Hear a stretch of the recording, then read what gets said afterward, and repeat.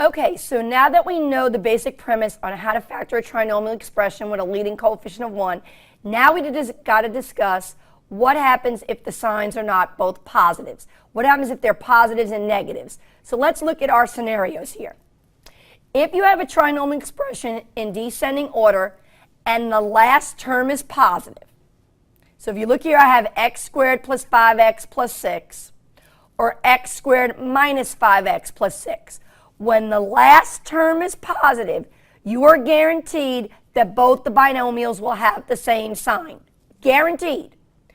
Now, if both binomials will have the same sign, you got to decide, are both the signs going to be positive or are both the signs going to be negative? And that's where the middle term comes in. Remember, to factor trinomial, you're multiplying to the last term, which is usually that number, and then you're adding to the middle term. So if you're adding and the middle term's positive, then both terms have to be positive. If you're adding and that middle term is negative, then both your expressions will have to be negative. So if you look here, I have x squared plus 5x plus 6. The first term is x squared. This is what I'll call an easy trinomial. It's easy because the first term is x times x. So we put that in the parentheses. Then we go to the last term. I want to multiply to 6. Well, that's either 1 and 6 or 2 and 3. How do I decide? Well, let's read. I want to multiply to 6, but I want to add to what's in the middle, 5x. Well, the only way to add to 5 is I would have to be 2 and 3. 1 and 6 will add to 7, so that's thrown out. So that's where I put the 2 and the 3.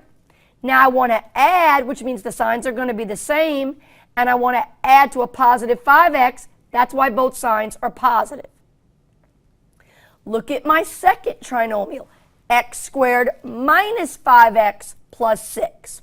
Again, I'll start with the first term, x squared. That's easy. That's x times x. No other option. Then I'll go to the last term, 6. That's 1 and 6, 2 or 3. How do I know? Let me read. I want to add to make what's in the middle. So again, I want to add, and there's a 5 in the middle. 1 and 6 is never going to add to 5. You cannot use the 1 and 6. 2 and 3 will add to 5. Now I know what you're thinking. You're saying, but Miss Black, it's a negative 5. I get that. But to add to a negative 5, both the 2 and the 3 would have to be negative. And that's why that second trinomial factors to be x minus 2 times x minus 3. So the rule of thumb is, if the last term is positive, that means both signs in the binomial are the same. If the middle term is positive, they're both positive. If the middle term is negative, they're both negative. Now, when we factor trinomial, who says the last term is going to be positive?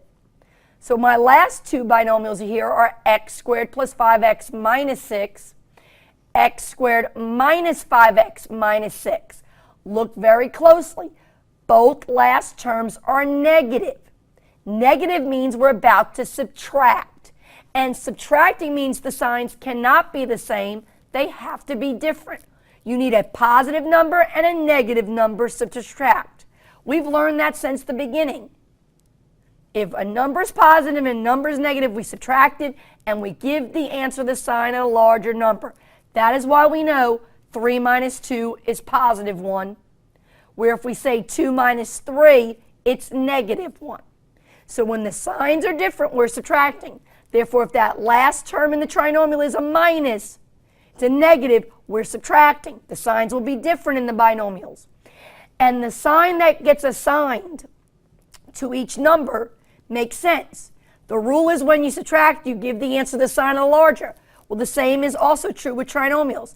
If you're subtracting, that sign in the middle goes to the larger. So for example, if I have x squared plus 5x minus 6, we start with the first term, which is x squared. The only thing in algebra that multiplies to x squared is x times x. That's why that's easy. Then we'll go to the last term, which is 6. Don't worry about the sign, just worry about the number, 6. What can multiply to 6? 1 and 6, 2 and 3. Now what do we want to do? Do we want to add or subtract?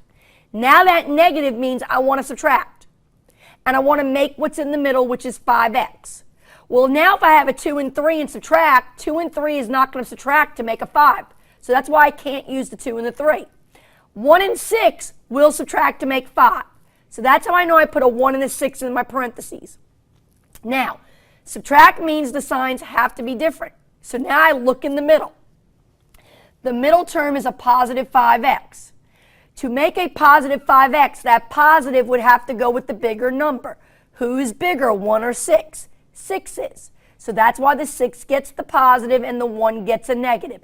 Think about it, ladies and gentlemen. 6, positive 6, minus 1, you would subtract to make positive 5.